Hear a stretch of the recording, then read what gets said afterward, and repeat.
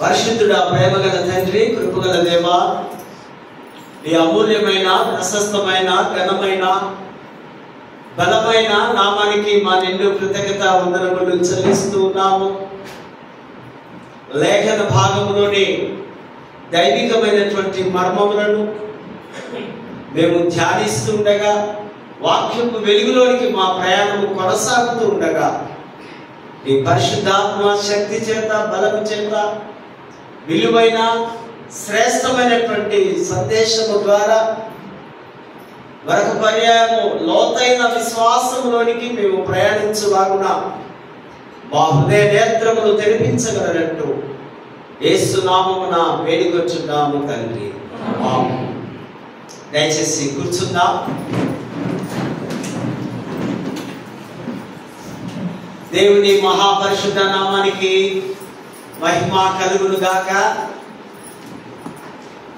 ఈ ఘనమైన, శ్రేష్టమైన, ఈ ఉన్నతమైన భాగ్యం దేవుని వాక్యం బోధించడం, అట్ ద సేమ్ టైం దేవుని వాక్యం వినడం, ఈ ఘనమైన సదావకాశం నాకు అనుగ్రహించినటువంటి అధ్యక్ష మండలకు, పీఠాధిపతి most reverend doctor professor Reuben Mark తండ్రి గారికి, అధ్యక్ష మండలకు vice chairman reverend doctor B Winston I గారికి, అధ్యక్ష మండలకు డిసిసి చైర్మన్స్, ఆఫీసర్స్, క్లర్జీ, మన అధ్యక్ష మండలకు, సంఘము, సంఘ నాయకులకు అందరికీ కూడా జగదేగుట్ట సిఎస్ఐ వెస్లీ చర్చ్ సంఘపక్షముగా వారికి మా నిండు కృతజ్ఞత వందనములు తెలియపరుస్తూ, మీకు కూడా సంఘానికి, మరి సంఘ నాయకులకు, ప్రత్యేకంగా మన మధ్యలోకి వచ్చిన అతిథులుగా వచ్చినటువంటి వారికి, మరి దూర ప్రాంతం నుంచి వీక్షిస్తున్నటువంటి కుటుంబ సభ్యులు, స్నేహితులకు, అనేకులకు క్రీస్తు నామములో మరి శుభములు, దైవాశీస్సులో నేను తెలియపరుస్తూ ఉంటున్నాను. క్రీస్తునందు దైవిక సమూహమా, దేవుని పరిశుద్ధ సంఘమా, ఈ వారం మరొక నూతన అంశంతో దేవుడు మనతో తన స్వరాన్ని వినిపిస్తున్నాడు. ఆయన స్వరాన్ని మనం వింటూ ఉండగానే ఆధ్యాత్మికమైనటువంటి లోతైన సత్యములోనికి, ఆ శిలువ విమోచన ద్వారా, రక్షణ ద్వారా, క్రీస్తు యొక్క మహాకృప ద్వారా మరొక పర్యాయము మనం శుద్ధి చేయబడి ప్రభులో పరిపూర్ణులు కావడానికి దేవుడు మరొక పరిశుద్ధ వారాన్ని మనకు అనుగ్రహించి ఉంటున్నారు. అందులో భాగంగా ఆ అంశం థీమ్ మనకి ఇస్తున్నాడు. వక్రీకరించిన సమాజంలో దేవుని స్వరూపమును పునరుద్ధరించుట, restoring the image of God in destroyed communities. దేవుని యొక్క స్వరూపము, దేవుని యొక్క ఆకారము కొన్నిసార్లు పతనము కావడం, కొన్నిసార్లు ఆ యొక్క స్వరూపానికి భంగము కావడం, ఆ స్వరూపము హీనము కావడం, ఆ స్వరూపము శిథిలమైపోవడం. మొదటిగా చక్కగా దేవుడు ఆదాము అవ్వను ఏదేను తోటలో కొన్ని సంవత్సరాల వారితో గడిపిన తర్వాత, ఎప్పుడైతే పాపము లోకములోనికి లేదా వారిలోనికి ప్రవేశించబడిందో అప్పుడు వారి ముఖం వికారము కాలేదు. కానీ దేవుని యొక్క స్వరూపం, కారణం ఏంటంటే ఈ మానవుడు, మనమందరం కూడా దేవుని స్వరూపములో ఉన్నాం, దేవుని యొక్క ఇమేజ్ లో సృష్టించబడ్డాం. సో మనము పాపము చేసో లేదా మనము దయ్యములాగా మార్చబడితే ఆ నొప్పి, ఆ పెయిన్, ఆ శ్రమ దేవునికి కలుగుతుంది. కనుకనే ఇక్కడ ఈ సమాజంలో ఉన్నవారు, సమాజంలో జీవిస్తున్న మానవులు తను తానుగా నాకే జరిగిందన్నట్టుగా దేవుడు ఇక్కడ మనతో మాట్లాడుతున్నాడు. ఈ యొక్క దళిత్ ఆదివాసి సండే, దల్ అనే సంస్కృత పదంలో నుంచి దళిత్ అనే మాట వచ్చింది. మనకందరికి తెలుసు కదా, మా థియాలజీలో ఉంటుంది దళిత్ థియాలజీ కదా, ఉమెన్ దళిత్ థియాలజీ. అంటే అణగదొక్కబడిన వారు, అట్టడుగు స్థాయిలో ఉన్నవారు, బలహీనంగా ఉన్నవారు, ఏ హక్కు లేని వారు, ఏ పోరాటం చేయలేని వారు, ఏమీ చేతగాని వారు, ఇక్కడ కులంతో పాటు వారి జీవిత విధానము, లైఫ్ స్టైల్ కూడా, వారి యొక్క పేదరికం కానీ లేదా వారికి విద్య లేకపోవడం, బిఫోర్ ఇండిపెండెన్స్ లేదా కాన్స్టిట్యూషన్ రాకమునుపు మనము మన పూర్వీకులు, మన పెద్దలు జీరో నాలెడ్జ్, వారికి ఏమీ తెలియదు. మీరు 100-200 ఇయర్స్ వెనకకు వెళితే వారి యొక్క పరిస్థితి, గ్రామాల్లో పట్టణాల్లో ఎవరో ధనికులు వ్యాపారవేత్తలు ఉండేవారేమో, వారి గ్రామాల్లో అక్కడ ఉన్నటువంటి వారి యజమానుల కింద వారు పనులు చేస్తూ జీవించేవారు. ఒక్కొక్క తెగ, ఒక్కొక్క దళితుడు వారి ఇంటిలో ఫలానా పనులు చేయాలి, వారిని వెన్నుకోవడం, వారికి కావలసినవన్నీ సమకూర్చడం. ఈ దళితులు అంటే హీనమైనటువంటి స్థాయిలో జీవించేవారు. ఎప్పుడైతే ఈ కాన్స్టిట్యూషన్ వచ్చిందో, ఎప్పుడైతే ఇండిపెండెన్స్ వచ్చిందో, ఎప్పుడైతే మిషనరీస్ వచ్చున్నారో, ఎప్పుడైతే వారి ద్వారా విద్య రావడం, ఆధ్యాత్మికంగా తెలుసుకోవడం దేవుని, ఈ విద్య ఈ చీకటిలో నుంచి, ఈ పాపంలో నుంచి, ఈ బలహీనతలో నుంచి మరొక స్థాయిలోనికి దేవుడు ఈ దళితులను తీసుకుని వెళ్ళాడు. మొన్న జస్ట్ 40 years బ్యాక్ మనకు బాగా బెస్ట్ ఎగ్జాంపుల్ ఆంధ్ర ప్రాంతంలో కారంచేడు అనేటువంటి ప్రాంతంలో గొప్ప నష్టం జరిగింది దళితులు. అదొక గొప్ప ఉద్యమంగా ఎన్నో వారు నేడు ఆ దళిత యువకులంతా ఈ దినాల్లో చూస్తే వారి విద్యావంతులుగా, మరి గొప్ప గొప్ప స్థాయిలో ఉన్నట్టుగా మనము ఆ గ్రామ ప్రాంతంలో మనం చూస్తాం. బికాస్ ఆఫ్ ఓన్లీ ఎడ్యుకేషన్, చదువు. వారికి నేను చదువుకొని నేర్చుకొని చట్టాలు తెలుసుకొని వారికి ఏ హక్కు లేనప్పుడు, మాట్లాడే హక్కు లేదు, వాక్చాతుర్య హక్కు లేదు, ఓటు హక్కు లేదు, అన్ని హక్కులు కోల్పోయాం. సో ఈ మధ్యలోనే ఈ యొక్క దళితులు కూడా దేవుడు పైకి లేవనెత్తుగా దరిద్రులను, బీదలను, ఆయన పెద్ద కుప్ప స్థాయిలో ఉన్నటువంటి వారిని, ఆ స్థితిలో ఉన్న వారిని, దీనులను దేవుడు లేవనెత్తేవాడని దేవుడి వాక్యాన్ని మనము చూస్తూ ఉంచుదాం.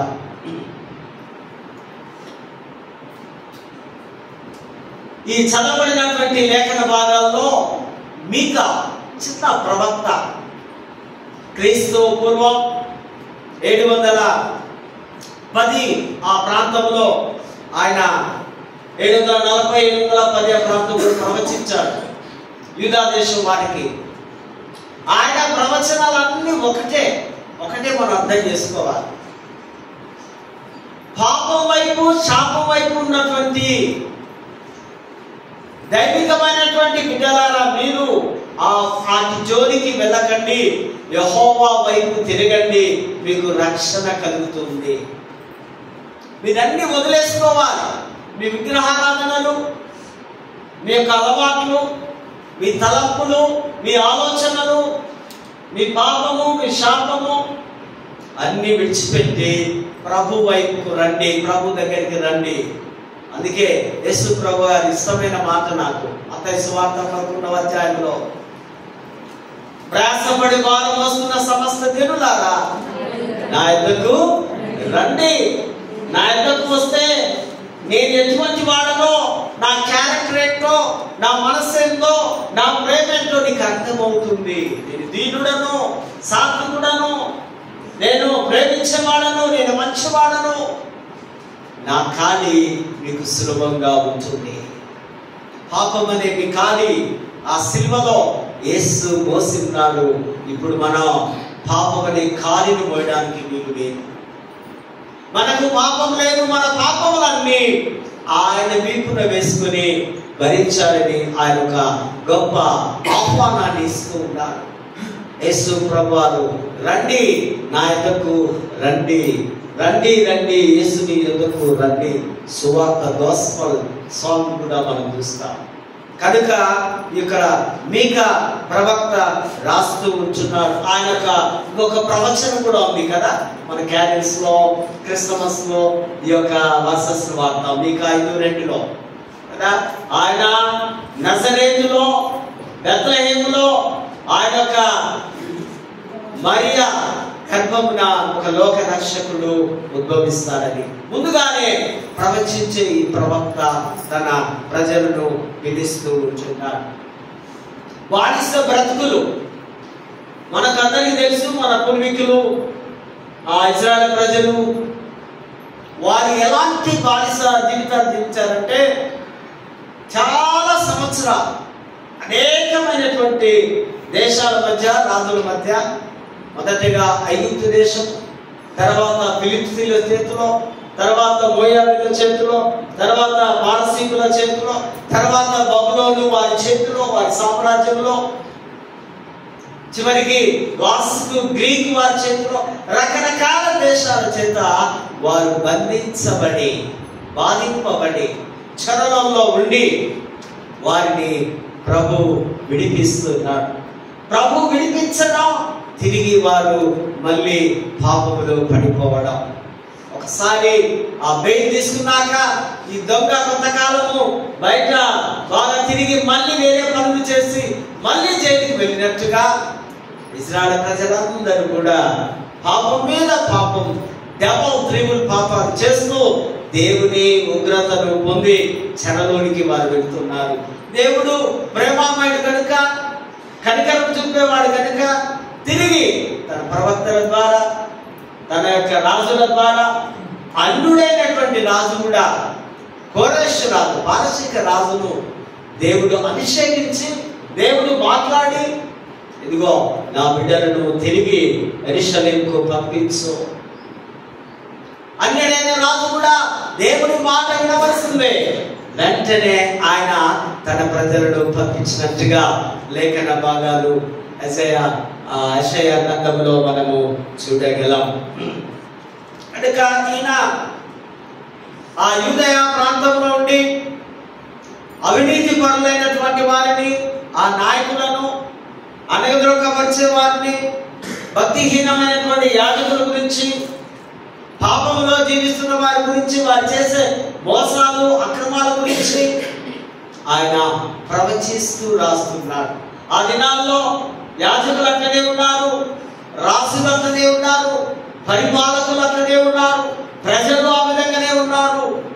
బలవంతుడు ఎప్పుడు బలహీనుని అణగదొక్కే విధముగా, బలవంతుడు ఎప్పుడు పై స్థాయిలో ఉండాలి, బలహీనుడు, శక్తి లేని వాడు అట్టడుగు స్థాయిలో ఉండే స్థితిని గమనించి ప్రవక్త ధైర్యముగా మాట్లాడుతున్నాడు.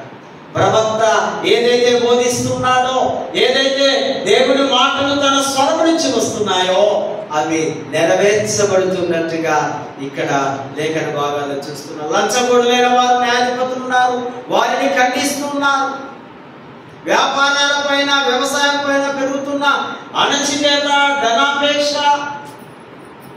ఈ ధనము సమస్త కీడుకు మూలముగా ధనాన్ని బాగా చించడం ఆ వారి జీవిత విధానంలో ఉన్నట్టుగా మనం చూస్తూ ఉంటున్నాం. కనుకనే the church mission is to restoring this image by preferring dignity, proclaiming justice and standing with the broken. ఏదైతే సమాన అవకాశాలు ఇచ్చి న్యాయం జరిగించి మరి వీరంతా దైవ స్వరూపుగా వారిని తీసుకుని రావడమే సంఘం యొక్క పని. సంఘంలో ఉన్నవారు ఏ బలహీనతకు అణగదొక్కబడి ఏ బలహీనతలో జీవిస్తున్నారో వారిని మీదికి తీసుకొని రావాలి, వారిని తిరిగి పునరుద్ధరణ చేయాలి. వారికి తిరిగి పూర్వపు స్థాయిని తీసుకొని రావాలని లేఖన భాగాలు మనం మాట్లాడుతూ ఉంటాం. లేఖన భాగాల్లో మనం చూసినట్లయితే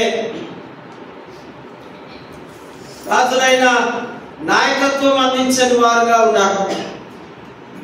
రాజులు సరైనటువంటి నాయకత్వం అందించలేక ప్రవక్త వారు మారు మనస్సు కొరకై నిజమైనటువంటి భక్తిని పునరుద్ధరించుట, దేవుని నీతి క్రియలు వెల్లడిపరచుట. దేవుడు నీతిమంతుడు, ఇదిగో ఆయన క్రియలు ఈ విధంగా ఉన్నాయి, మీరు తిరిగి ప్రభు దగ్గరికి రండి అని ఆ వచనాల్లో మాట్లాడుతూ ఉంటున్నాడు. కనుక తర్వాత దాస్య గృహంలో నుంచి వారు బయటకు వచ్చారు. హబీ అంటారు. హబీ అనే హీబ్రూ పదం నుంచే హిబ్రీలు అనే మాట వచ్చింది. హిబ్రీలు అనే పదం నిర్గమాకాండం నుంచి మనకు హెబ్రీ పత్రిక వరకు బైబిల్లో మనకు వారు కనిపిస్తారు. అనగా అట్టడుగు స్థాయిలో ఉన్నవారు, అణిచివేయబడ్డవారు. వారంతా 430 సంవత్సరాలు ఐగుప్తు దేశంలో ఫరో రాజు ఆ యొక్క పరిపాలనలో వారు అణిచివేయబడ్డవారుగా వారిని హబీ అని పిలిచారు. వారిని విడిపించడానికి మోషే, అహరోను, మిరియాము ఒకే కుటుంబం దేవుడు ఏర్పరచుకొని ఈ కుటుంబ వ్యవస్థలో బైబిల్లో ఉన్నటువంటి కుటుంబాల్లో ఇష్టమైన కుటుంబం నాకు అదే. ఎందుకు ఇష్టమైనదంటే ఆ తల్లిదండ్రులు వారు ఆ ముగ్గురిని దేవుడికి సమర్పించడం, దేవుడి సేవకు. ఒకడేమో నాయకుడు, ఒకడేమో ప్రధాన యాజకుడు, మరొకరేమో ప్రవక్తినిగా తన యొక్క కుమార్తెను. సో కుటుంబంలో ముగ్గురు ఉన్నారు. ముగ్గురు ఈ విడుదలకు, ఈ విమోచనకు వారు దేవుడి కొరకు చేసినటువంటి త్యాగం. ఆ 40 years జర్నీలో, ఈ 40 సంవత్సరాల అరణ్య ప్రయాణంలో కూడా అలుపెరుగక ఆ ప్రజలను, ఆ 60 లక్షల మంది దాదాపు వారిని నడిపించినట్టుగా లేఖన భాగాల్లో చూస్తుంటున్నాం. ఆ మార్గ మధ్యంలో ఎర్ర సముద్రం దాటడం, యోర్దాను నది పాయలుగా కావడం, రకరకాలైనటువంటి అద్భుతాలు దేవుడు అద్భుతాలు చేస్తూ పోతున్నాడు, మీరు చూస్తూ ఉన్నారు. కానీ తిరిగి అగైన్ అండ్ అగైన్ వారు పాపములో, శాపములో పడిపోతూ ఉన్నారు.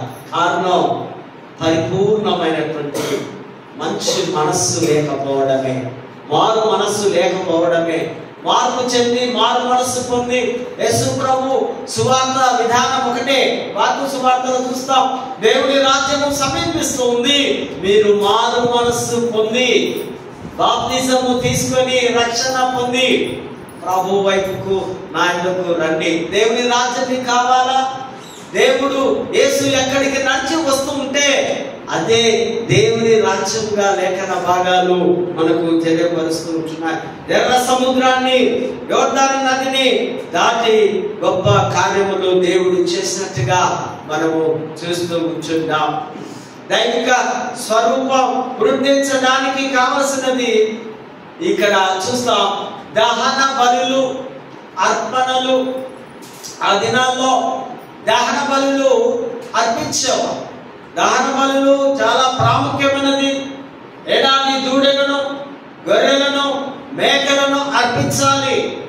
ఇది ఈ సువాసన లేదా ఈ హోమము దేవునికి ఇంపైన వాసనగా, దేవుడు ఇష్టపడే రీతిగా ఆ పాత నిబంధన ఆ పాఠంలో మనము చూస్తూ ఉంటున్నాం. ఈ దహన బలులు, అందులో ఒలీవ తైలము నూనె, అంటే గానుగలో నుంచి మొదటిది ఏది వస్తుందో, మొట్టమొదటి ప్రథమ ఫలము, ప్రథమ నూనె, ప్రథమ జీతము, ప్రథమ సంతానం,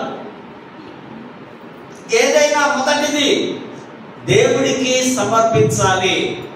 అందులో భాగముగా అక్కడ ఉన్నటువంటి అన్య రాజ్యంలో వారు ఒక మెలేకు అనే ఒక దేవతకు బలులు అర్పించేవారు. వారి పిల్లలకు కూడా, వారి పిల్లలను, ఆ సంతానాన్ని అర్పించాలంటే వారి ప్రాణాన్ని అర్పించేవారు.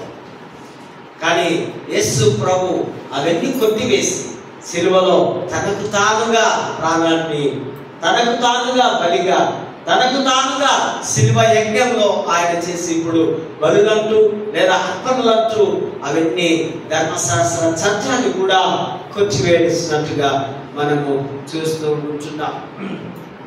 గర్భఫలములో ఇక్కడ రాస్తున్నాడు భక్తుడు, గర్భఫలము శ్రేష్టమైనది, నీకు ఇవ్వాలా? ఏది ఇస్తే నీకు సంతోషం కలుగుతుంది?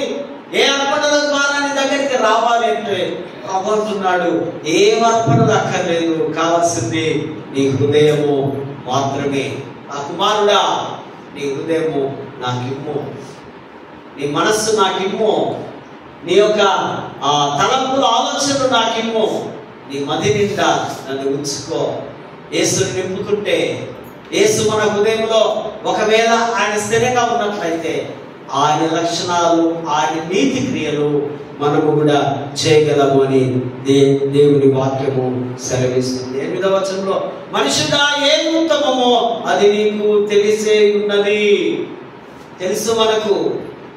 ఆదామవ్వ కూడా ప్రభు చెప్తున్నాడు, బాబు అన్ని తినండి, కానీ అదిగో మంచి చెడును తెలియనిచ్చే ఆ చెట్టును, ఆ ఫలమును లేదా అక్కడి దగ్గరికి నువ్వు వెళ్ళడానికి వీలు లేదు అన్నప్పుడు మంచి ఉంది, చెడు ఉంది. కానీ మానవుడు ఎట్టిపోయాడట? చెడుకే వెళ్ళిపోవడం. ఓ మనుషుడా, నీ ఎదుట నేను పెడుతూ ఉంటాను. పాపం ఉంది, పరిశుద్ధత ఉంది, దేవుడు ఉన్నాడు, దయ్యము ఉంది. దయ్యపు మనస్సులోనికి వెళితే, దయ్యపు ఆలోచనలోనికి వెళితే, దయ్యపు లక్షణాలను కలిగి ఉంటే కేవలం ఆ దయ్యం లాగానే మనము జీవితం జీవించాలి. ప్రతిఫలంగా ఈ దయ్యం తీసుకెళ్ళి మన పాతాళంలోనికి ముంచి సర్వనాశనము చేయగలదు. ఈ లోకములో ఉన్నటువంటి అన్నీ కూడా కొంతకాలానికి ఏమైపోతుందట? నాశనం అయిపోతాయి. God, God, generator, operator, destroyer. దేవుడు అభివృద్ధి కలిగించేవాడు, పరిపాలించేవాడు, అట్లనే నాశనము చేసేవాడు. ఒకసారి సృష్టి అంతా నాశనం అయింది కదా. ఎక్కడ? నోవాహు కంటే ముందు సృష్టి. ఇప్పుడు నోవాహు నుంచి ఇప్పుడు సృష్టి నడుస్తూ ఉంది. ఈ సృష్టి కూడా ప్రభువు వచ్చినప్పుడు ఈ సృష్టి అంతా, ఈ పాత సృష్టి, పాత మనుషులు, పాత భూమి, పాత యొక్క పాపం అన్నీ కూడా నాశనం అయిపోయి సరికొత్త దేవుని రాజ్యంలో, దేవుని యొక్క సింహాసనములో, ఆ పరిపాలనలో, నూతన సృష్టిలో, నూతన బిడ్డలతో దేవుడు తన రాజ్యాన్ని, తన పరిపాలన చేస్తాడని లేఖన భాగాల్లో మనం చూస్తుంటున్నాం. మనం న్యాయముగా ప్రవర్తించాలి. ఇతరులతో వ్యవహారాల విషయంలో స్పష్టంగా న్యాయం అనగా ఇక్కడ సతో, న్యాయాధిపతి, మనకి జడ్జెస్ ఉన్నారు కదా, న్యాయము ఇస్తూ ఉంటారు. దేవుడే న్యాయాధిపతిగా సతో అన్నారు హీబ్రూ భాషలో.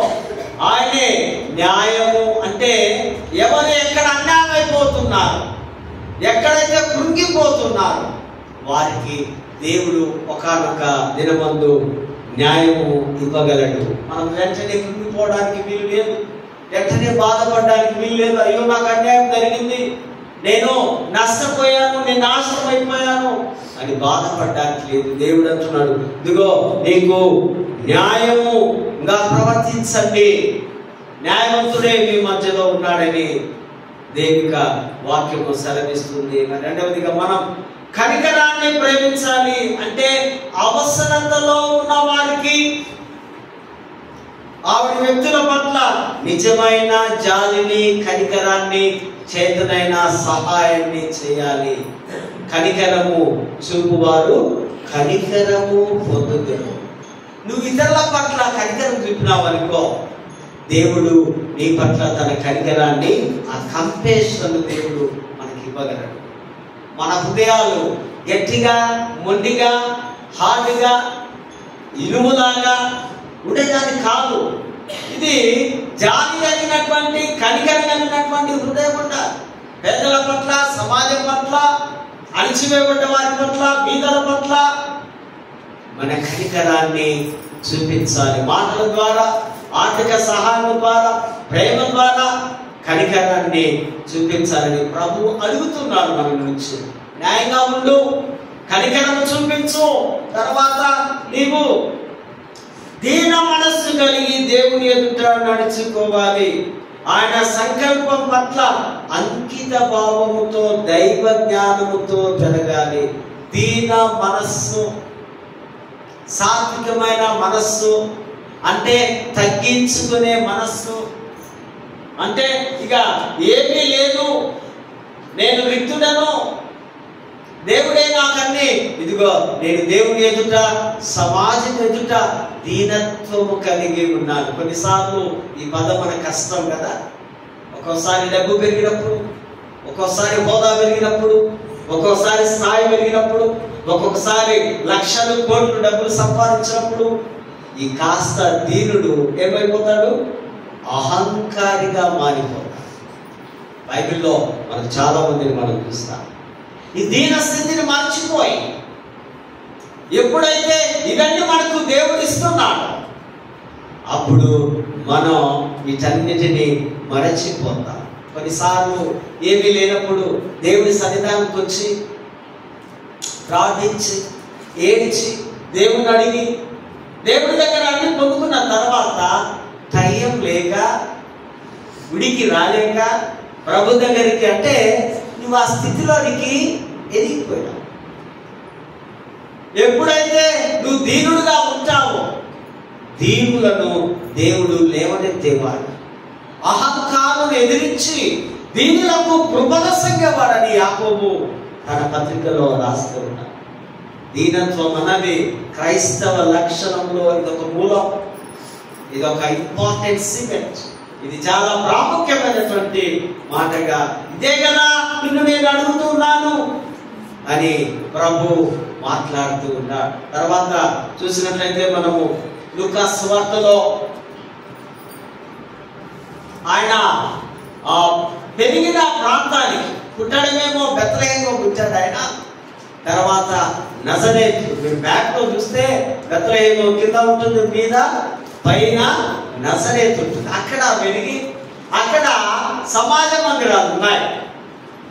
అంతకుముందు మాటల్లో మనం చూస్తే ఆయన అలవాటు చొప్పున సమాజ మందిరానికి వెళ్ళడం, చర్చికి వెళ్ళడం, దేవాలయంలోకి వెళ్ళడం, వెళ్ళి ఇక్కడ నజరేతు మేనిఫెస్టో అంటారు. అంటే యెషయా గ్రంథం 61వ అధ్యాయంలో ఉన్న మాటలే సేమ్ టు సేమ్.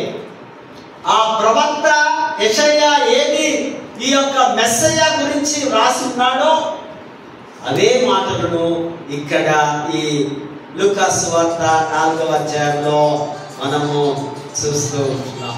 దీని నజరేతు మేనిఫెస్టో అని అంటూ ఉంటున్నాం. జీసస్ మిషన్, యేసు యొక్క మిషన్ లో ఉన్నటువంటి కార్యాలు, మిషన్ లో ఉన్నటువంటి ప్రవర్తన, మిషన్ లో ఉన్నటువంటి యొక్క ఆ దేవుని యొక్క క్రియలను ఇక్కడ మనం గమనిస్తూ ఉంటున్నాం.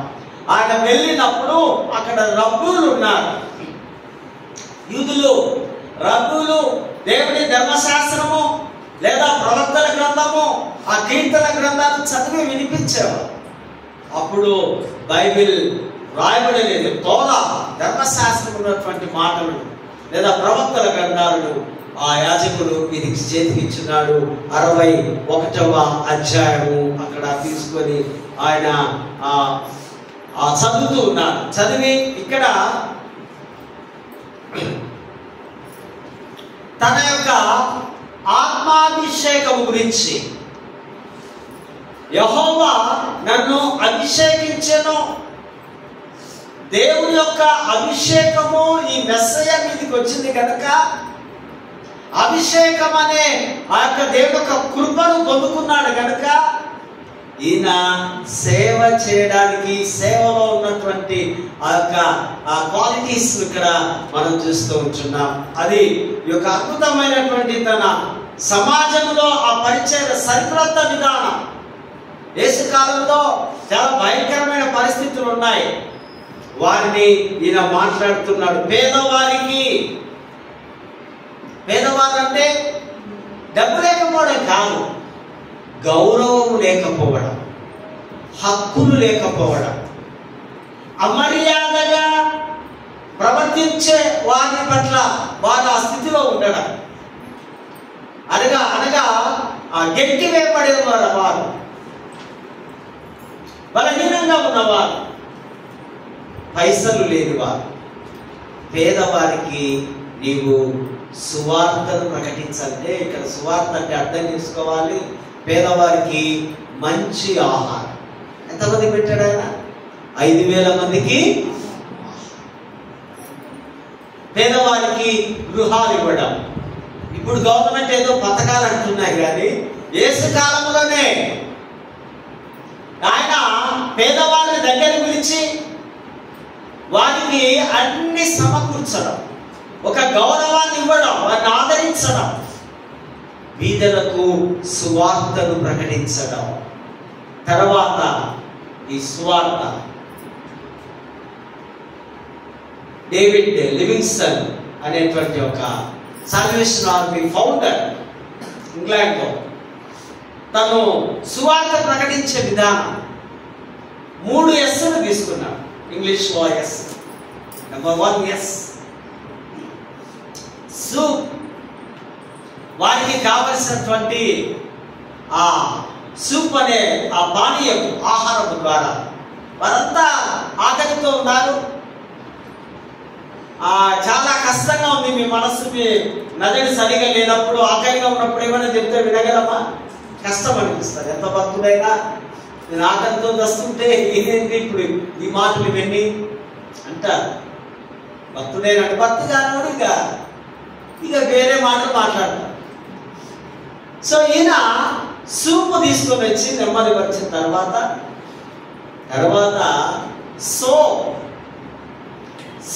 సబ్బు తీసుకొని వచ్చి, నాయన నువ్వు ఫ్రెష్గా స్నానం చేయరా, మంచి వెన్నీళ్ళతో చేస్తే, నీకు తలస్నానం చేస్తే నీ కంట్రోల్లో బాగా కనిపిస్తావు.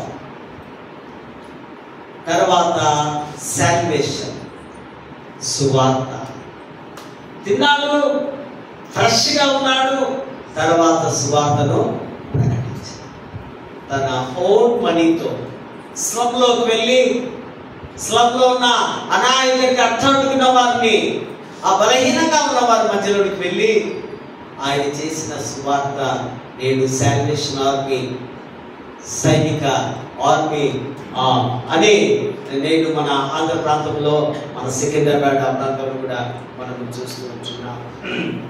హక్కులు కోల్పోయిన వారికి గుడ్ న్యూస్, నా యొద్దకు రండి, మీకు నేను ఈ లోకంలో హక్కులు కాదు, ఏ లోకంలో? పరలోకములో నా ప్రక్కన కూర్చునే డిగ్నిటీ మీకు నేను ఇస్తా. డిగ్నిటీ కావాలా? ఎర్జీ కావాలా? ప్రభు దగ్గరికి వస్తే తన స్థాయిలో, తన సమానముగా, తనలాగానే, తన స్వరూపంలో మునుగు పాడైపోయిన నీ ముఖం, నీ మనస్సును దేవుడు తిరిగి రిస్టోరింగ్ చేయడం, దేవుడు తిరిగి నేను తన ఇమేజ్లో ఉంచుకోవడానికి ప్రభు మనను పిలుస్తూ ఉంటున్నాడు. గుడ్డివారికి చూపునివ్వడం, ఆధ్యాత్మికంగా గుడ్డివారమే, కళ్ళు ఉండి బైబిల్ చదవం. ఏమనాలి మిమ్మల్ని? ఏమనాలి? గుడ్డివారే, బ్లైండ్. ఆధ్యాత్మికంగా మీకు కళ్ళు లేవు, శారీరపరమైన కళ్ళు మీకు ఉన్నాయి, కానీ ఈ కళ్ళు మీరు లోకము చూడడానికి, లోక ఆశలను, లోక అందాన్ని, లోకంలో ఉన్న ఘనమైనటువంటి సంపదలు పొందుకోవడానికి, మంచి మంచి రుచికరమైన ఆహారాన్ని భుజించడానికి మీ కళ్ళు చూస్తూ ఉన్నాయి. అటువంటి వారిని, పాపం చేత, శాపం చేత బంధించబడిన వారిని, సాతాను గుప్పెట్లో ఉన్న వారిని విడిపించడానికి దేవుడు కళ్ళు తెరిపిస్తూ ఉన్నాడు. సౌలు ఏమైపోయాడు? 3 రోజులు ఏమైపోయినాడు? ఆయన ఇట్లా అనుకుంటూ ఎవడు నాకు దారి చూపిస్తున్నాడా అని వెతుకుతున్నాడు. సౌలు కంటిలోని పొరలు, అహంకారం అనే పొర, ఈర్ష అనే పొర, చదువు అనే పొర, జ్ఞానం అనే పొర, ఇవన్నీ రాలిపోయినాయి. గుడివాడైపోయాడు. తర్వాత అంగడియా వచ్చి తిరిగి తన చూపును ఆధ్యాత్మికమైనటువంటి కనుగురిస్తే మీకు గుడ్డివారిని కళ్ళు తెరిపించడానికి నేను వస్తూ ఉన్నాను. దేవుడే సత్యమని, దేవుడే ఘనమైనటువంటి గొప్పవాడని అర్థం చేసుకోవడానికి, ఈ యొక్క నిజమైనటువంటి స్వేచ్ఛను ప్రకటించడానికి ప్రభు వస్తూ ఉంటున్నారు. చివరిగా మనం చూసినట్లయితే ప్రభు హితవత్సరం, క్రీస్తు యొక్క కృపావత్సరం. హితవత్సరం అంటే జూబ్లీ 50 years. దివ్యాకాండం 25వ అధ్యాయము 12-13 నుంచి చూస్తే ఈ హితవత్సరం నాడు ఒక అద్భుతం. 50 సంవత్సరాలకు ఒకసారి ఎవరైనా మన భూమిని కొన్నా, ఎవరైనా భూమిని అక్రమముగా ఆయన అనుభవిస్తూ ఉన్నా, ఈ హిత సంవత్సరం లేదా సునాద సంవత్సరం రోజు వాడి చేతిలో నుంచి విడిపించబడాలి. ఇది చట్టం. దీనే సునాద వత్సరం, జూబ్లీ ఇయర్స్. ఇది ప్రతి 50 years ఒకసారి బలహీనుల యొక్క ఆస్తిని బలవంతుడు వాడు ఆక్యుపై చేసుకుంటే అప్పుడు ఆ చట్టం అక్కడి నుంచి విడిపించడం. వారి పత్రాలు కానివ్వండి, వారి జీవితాలు కానివ్వండి, వారి సంపదలు కానివ్వండి, వారి పిల్లలు కానివ్వండి. ఆ దినాల్లో బానిసలుగా తమ పిల్లలను యజమానులకు అమ్మేసేవారు. అప్పుడు ఈ 50 సంవత్సరప్పుడు వారికి విడుదల, వారికి స్వేచ్ఛ. దీనే హితవత్సరము అని అక్కడ భక్తులు రాస్తూ ఉన్నారు. హితవత్సరము ప్రకటించుటకు నేను మీ వద్దకు వచ్చి ఉన్నాను, మీ అప్పులన్నీ రద్దు చేయడం. కొన్నిసార్లు మన గవర్నమెంట్ కూడా బ్యాంక్ లోన్స్ రద్దు చేస్తున్నాం అంటారు కదా రైతులకు. ఈ చట్టం ఇవన్నీ ఎక్కడి నుంచి వస్తున్నాయి? ఈ కాన్స్టిట్యూషన్ ఎక్కడి నుంచి వస్తుంది? Through Bible. అనేక దేశాల్లో రాజ్యాలు ఉంది అంటే కేవలం ద్వితీయోపదేశ కాండం, లేవ్య కాండం, ఈ కాండాల నుంచి ఆ చట్టాలని ప్రపంచమంతా స్టడీ చేసి, ఈవెన్ అంబేద్కర్ గారు కూడా అనేక దేశాలకు వెళ్ళి ఆ చట్టాలని చదివి క్రోడీకరించాడు. ఆయనే రాసిన వాళ్ళు చాలా మంది ఉన్నారు, మనకు తెలియక ఆయన పేరు హైలైట్ చేస్తున్నాం. సో ఈ విధంగా ఈ చట్టాలన్నీ కూడా త్రూ బైబిల్ నుంచే వచ్చింది. రద్దు చేస్తున్నాం నీ అప్పును. నీ కుటుంబం బానిసత్తులుగా ఉంటే బానిసత్వ జీవితం నుంచి బయటికి తీస్తున్నాం. ప్రేమైనటువంటి వారు ఈ దళిత సమాజాన్ని, అట్టడుగు స్థితిలో ఉన్న తన స్వరూపంలో ఉన్న బిడ్డలను దేవుడు ప్రేమించి వారికి రక్షణ ఇచ్చి, వారికి సువార్తను చెప్పి, వారికి ఆ సిలువ అనే కిరీటాన్ని ఇస్తూ తన దగ్గరికి పిలుస్తూ ఉన్నారు. మన ప్రభువా, ఇదిగో నేనున్నాను, నీ దగ్గరికి వస్తున్నానని దీనులమై ప్రభు ఎదుకు వస్తే నా ఎదుకు వచ్చు వాడిని నేను ఎంత మాత్రమో త్రోసివేనని ప్రభు మాట్లాడుతున్నారు. అటువంటి కృప, పరిశుద్ధాత్మ నడిపింపు, దైవాశిస్సులో దేవుడు మీకు అనుగ్రహించుకున్నారు. ప్రార్థించుదాం. పరిశుద్ధుడా, ప్రేమగల తండ్రి, కొన్ని నిమిషాలు దేవుని వాక్యాన్ని విన్నాం. ఆయన వాక్యాన్ని నా హృదయంలో భద్రపరచున్నారు. నా సహాయం చేయగలరు. చేరవచ్చిన ప్రియబడినందరినీ దీవించగలరు. క్రీస్తు నామమున వేడుకొంచున్నాము.